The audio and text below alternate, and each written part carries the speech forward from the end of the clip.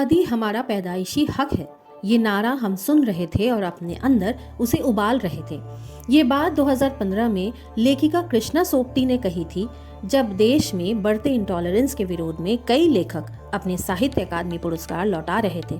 सोपती ने दादरी लिंचिंग और लेखक एम कलबुर्गी की हत्या को कारण बताते हुए अपना साहित्य अकादमी पुरस्कार भी वापस कर दिया था।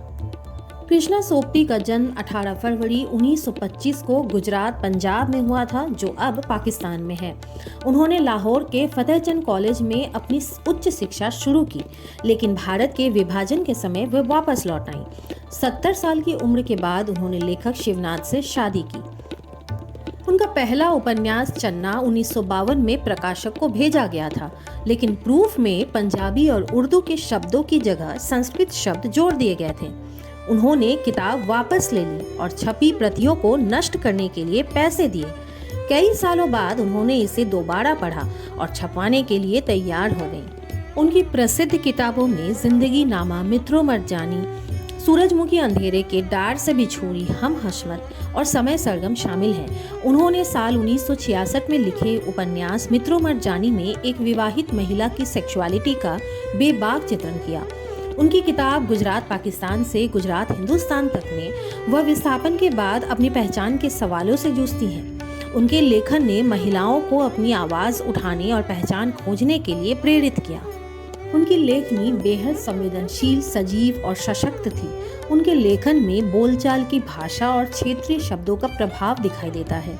उन्होंने न सिर्फ समाज की कड़वी सच्चाइयों को उजागर किया, बल्कि महिलाओं के मनोविज्ञान और संघर्षों को भी बखूबी दिखाया। उन्होंने उपन्यास में महिला के जीवन के हर पहलू को खुलकर व्यक्त किया, चाहे वह उसकी यौन इच्छाएं हो, स्वतंत्रता की आकांक्षा या समाज से टकराव।